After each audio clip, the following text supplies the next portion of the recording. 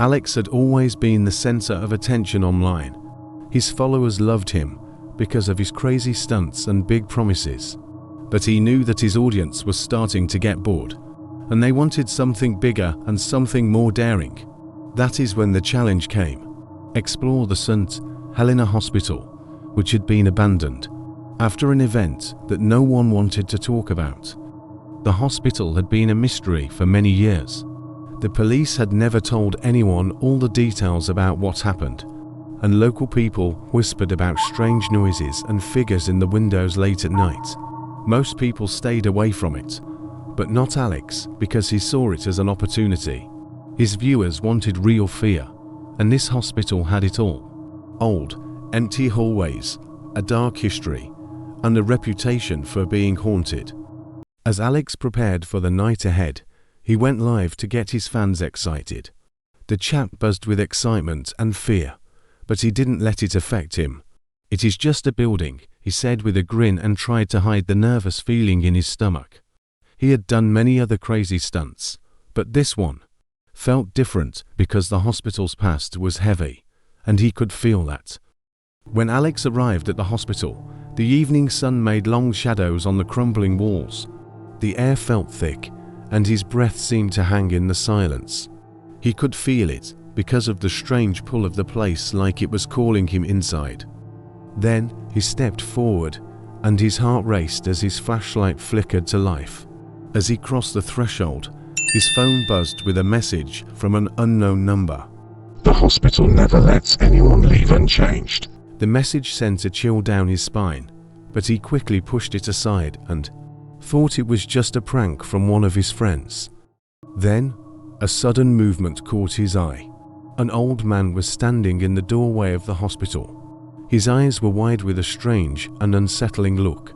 Then the old man warned, "You shouldn't go in there, because once you step inside, you are a part of it." Alex laughed it off, but there was still a small feeling of doubt inside him. The old man's gaze seemed to see right through him, but he shook it off because he had promised his followers that he would go inside, and he wasn't going to back out now. But little did Alex know, the hospital's grip was already tightening around him. The inside of St. Helena Hospital was exactly what Alex had imagined: decaying walls, old medical equipment left to rot, and graffiti covering the peeling paint. His live stream was running because of the camera capturing the spooky stillness of the place. The quiet was broken only by the sound of his footsteps echoing through the halls. As Alex walked deeper into the hospital, he noticed something strange. Now the air became colder, and the walls seemed to move like they were alive, and the shadows twisted in odd ways. Then he stopped in the hallway and tried to keep things light. His followers sent messages of excitement, but also some warnings about the bad vibes of the place. "Don't be such a baby," he muttered to himself. "It is just a building." But then something happened, because out of the corner of his eye, Alex saw a movement. A gurney, old and rusty, covered in dirt, slowly rolled behind him as if pushed by an invisible force. The chat exploded. "Did you see that? Something is behind you." Alex laughed nervously. Prankers in the chat. "Come on," he said, but the knot in his stomach was getting bigger because of the cold shiver that ran down his spine. As he walked, the silence seemed to swallow him. Then, another message appeared in the chat. "We see them too." Suddenly, he froze, not because the followers weren't talking about the gurney, but because they were talking about the figures. Dark and shadowy shapes moved behind him, and they were barely visible on the screen. Then Alex turned around quickly, but there was no one there, just the empty and old hospital. Then his phone buzzed again, and it was a message from an anonymous user. "You are not alone, Alex." "All right, enough of this," Alex muttered, but the unease was starting to eat away at him. He checked the chat again, but this time the messages were different because they weren't funny anymore, and they were warnings, urgent and full of fear. Then one message screamed, "Leave now before it's too late." But Alex tried to ignore it because he had to, and he couldn't leave now. But as he went deeper into the darkness of St. Helena, the hospital seemed to close in on him.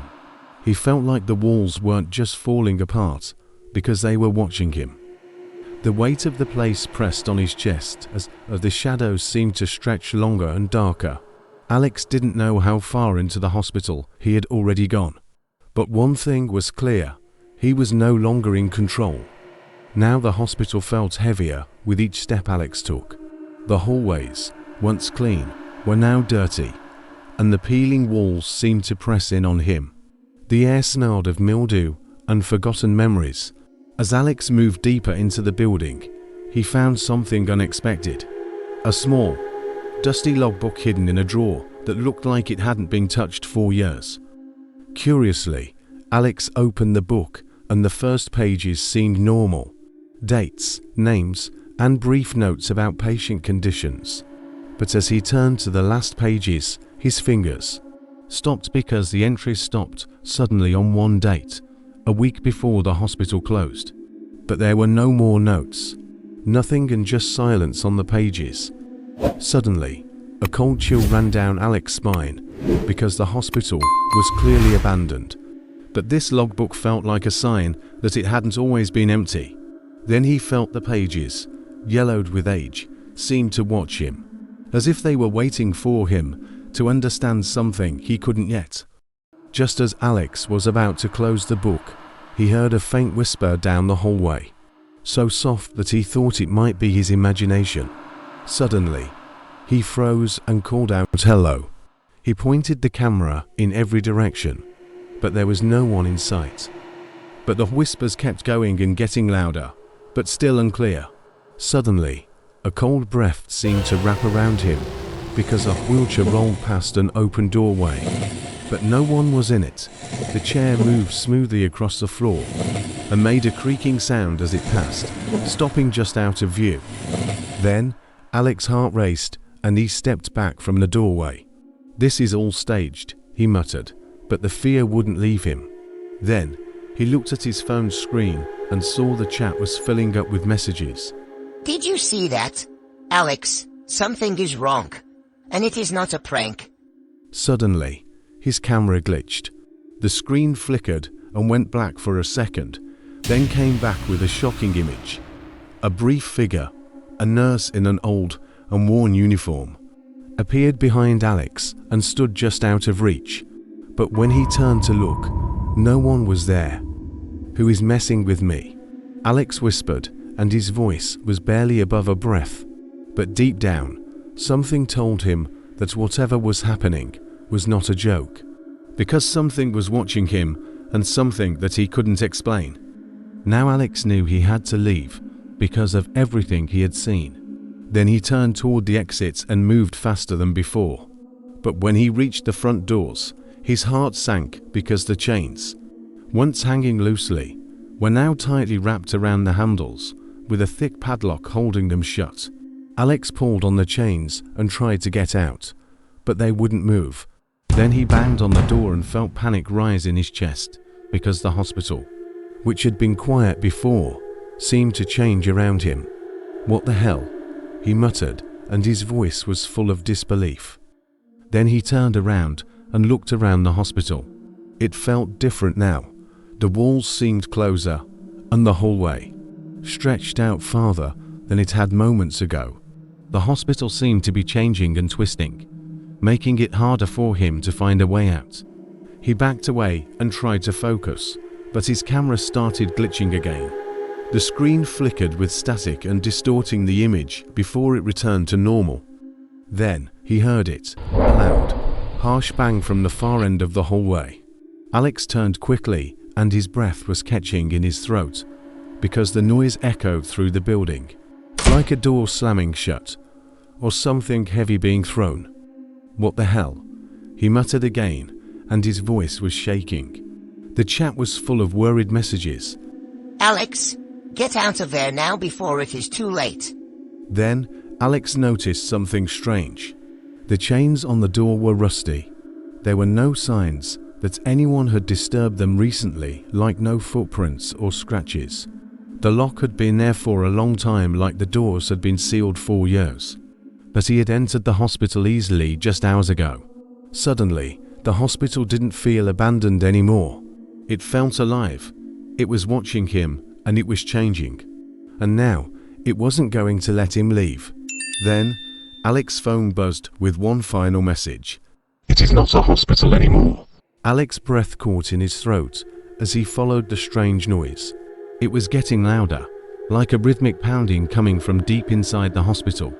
The hallways, which had once been crumbling, now seemed to stretch on forever and lead him toward the surgical wing. When he turned the corner, he froze because a trail of fresh blood was spread across the floor and led toward the surgical rooms. Suddenly, his heart began to race because the dark red liquid was still wet. With shaky hands, he followed the trail, and each step felt heavier than the last. Now the silence in the hallway felt thick, like it was suffocating him. When he entered the surgical wing, a bright surgical light flickered on and lit up the operating table in the center of the room. For a moment, everything felt quiet, like time had stopped. Then, the light casts a shadow on the wall. The figure was tall, shadowy, and unmoving, and he was standing. But when Alex looked at it again, the figure had disappeared. The room was empty now. "Am I losing it?" Alex whispered, and his voice was trembling. For a moment, he quickly turned his attention back to the blood trail. But when he looked up again, he saw something he hadn't noticed before. A yellowed newspaper clipping, and it was framed on the wall. Then he saw the headline, and it read, "Hospital shut down after mysterious disappearances. Patients vanish without a trace." The article explained that St. Helena Hospital had been abandoned after a series of disturbing events, because patients had started to disappear from their rooms and left behind only empty beds and strange, unsettling clues. The hospital had been closed, but the article hinted at something much darker, an unspoken truth hidden deep within the walls. Suddenly, Alex felt a cold chill crawl up his spine, because this was no longer just an abandoned building. It was a place of nightmares and a prison for those who had vanished, and maybe for him too. The recovery ward was very quiet, and the air filled with the smell of disinfectant and something old. Alex's footsteps echoed in the empty room as he looked around, and his heart was still racing from the blood trail he had just found. But something felt strange here, a feeling of unease, like something was wrong. Then, when he looked into the corner of the room, he saw something that made his blood run cold. A figure, wearing a faded nurse's uniform, stood there, and the nurse's face was blurry. But when he blinked his eyes again, no one was there, and the room was as empty as it had been just moments before. But the feeling of being watched didn't go away, and it stayed in the air, thick and suffocating. Suddenly, his phone buzzed in his hand. The chat was full of urgent messages. "You saw her, didn't you? Get out now, Alex." But as he tried to leave, his eyes were drawn to something else. Strange writing on the wall. He moved closer and squinting in the dim light. The letters were written quickly, the ink smeared in places, but there was no mistake. But he felt a cold chill run down his spine, because his name was written there, clearly with today's date. How? Alex whispered to himself, and his hands were shaking. He had never been in this room before. How could his name be here? Now. Then a soft whisper came, and it was so close to his ear that he could feel the breath on his skin. Alex, suddenly, he froze, and his heart was pounding in his chest. He spun around, but the room was empty, and no one was behind him. Then, he looked around the room. No nurse, no shadow, nothing. But then, the whisper came again. This time, it came from the other side of the room, and far from where Alex had just been standing. "Alex." His stomach turned, and his body felt tight, like something was wrong. Because the voice wasn't real, and it couldn't be. But somehow, it felt like it was. "Stop," Alex whispered, and the lump in his throat was growing. But it was no use, because he was trapped in this nightmare. The hospital wasn't just haunted by ghosts. It was feeding on him, on his fear. And he wasn't sure how much longer he could keep running from it. Now Alex's search through the hospital had taken him deeper into its forgotten halls, because he felt a strange pull if the building itself was guiding him to the next part of its twisted secrets. Eventually, he found a small and rusted door at the back of the hospital. It was hidden behind a stack of broken equipment, and it was almost completely out of sight. Holding his camera, Alex hesitated, because every instinct told him to leave, but his curiosity and the thought of his audience pushed him to keep going. The door creaked as it opened and revealed a narrow staircase that led down into darkness. The air was thick, musty, and stale. The steps were wet and made them slippery as Alex carefully made his way down. The faint light from his phone barely lit up the concrete walls, and the silence was so deep it seemed to swallow everything. The basement felt colder than the rest of the hospital, and Alex couldn't shake the feeling that he wasn't alone. At the bottom of the stairs, Alex stepped into a large room. It was dimly lit and filled with old and rusted medical equipment. Broken machines, dusty operating tables, and cabinets full of outdated surgical tools. The room looked abandoned, but there was a strange sense of something moving in the air, like someone, or something, was watching him from the shadows. Suddenly, a loud sound broke the silence. A hand slammed against the glass of an incubator and left dark and bloody smudges. Then Alex froze and his heart was racing. And then he turned toward the incubator, but there was nothing there. No hand and no movement, just the smudged glass. Shaking his head, Alex stepped back and tried to laugh it off. "This place is really starting to mess with my head," he muttered to himself. But the heavy air made it hard to breathe, and he couldn't shake the feeling that something was wrong. That is when he saw something strange. A dusty old television screen in the corner of the room. Without thinking, he reached over and turned it on. At first, static filled the screen, but then a live feed appeared. Alex's own face was shown on the screen, and it was showing the exact same room where he was standing. But it wasn't just him. Then he saw shadowy figures move around him and circle him in slow and deliberate motions. But their forms were blurry and unclear, like they were waiting for him to notice them. Who are these people?" Alex whispered, and his voice was shaking. Then, he looked around the room and expected to see someone or something, but the figures on the screen were gone. The air in the hospital had grown heavy and pressed against Alex like an invisible weight. He quickly looked at his phone and hoped the live stream would work, but the screen turned black. The chat was full of worried comments, but no matter how hard Alex tried, reconnecting seemed impossible. Then, his phone flickered for a moment before it completely shut off.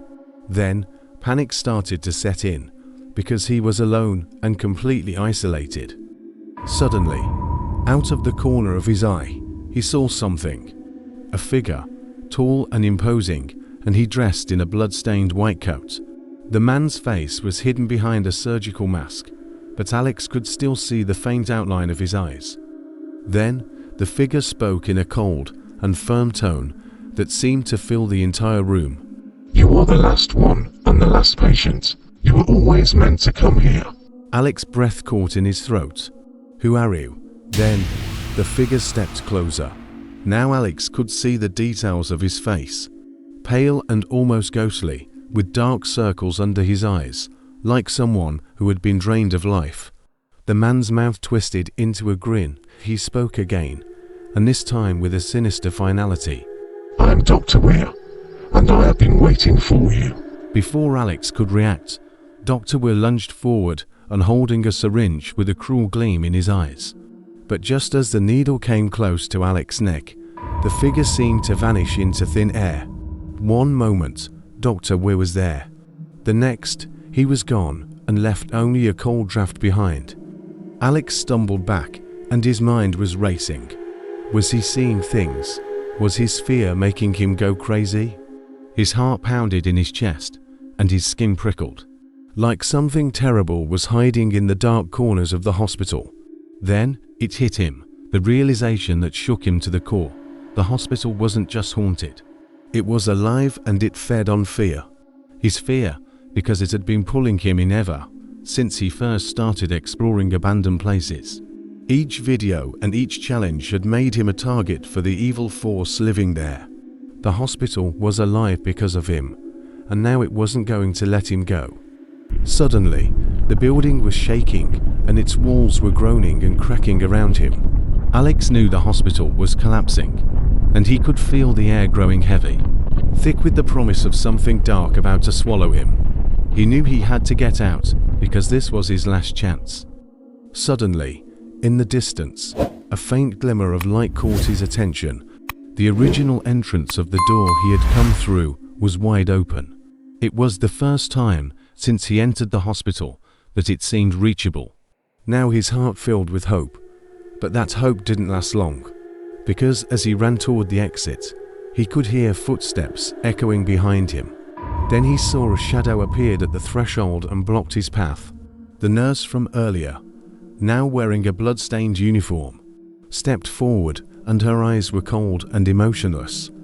"You can't leave because you were part of the experiment now," she whispered, and her voice was like the sound of metal scraping against bone. But Alex didn't listen, and he made a quick decision and ran toward the door. But just as he was about to reach the exit, Dr. Weir appeared again and blocked his way. His eyes glowed with malice, and he held up a syringe and was ready to inject the final dose of terror. You can never escape, because this place owns you now. Dr. Weir's voice echoed, but in one swift move, Alex kicked the doctor aside and pushed through the door. For a moment, he thought he had done it and he had escaped. But as he stepped into the outside world, the sky was eerily silent, as if the air itself was holding its breath. Then, he quickly glanced back at his phone. The live stream, now mysteriously working again, and showed his face. But his reflection in the camera wasn't what he expected, because in the background of the live stream, the hospital still stood tall, its windows darkened, but still standing, alive, and Alex wasn't outside at all. Suddenly, the screen cut to black, and for a moment, there was nothing, just the heavy weight of the darkness closing in. Then, Alex realized he would never escape from the trapped hospital. If you like this video, please give it a like and subscribe to the channel. Please share this video with your friends and family too. Thanks.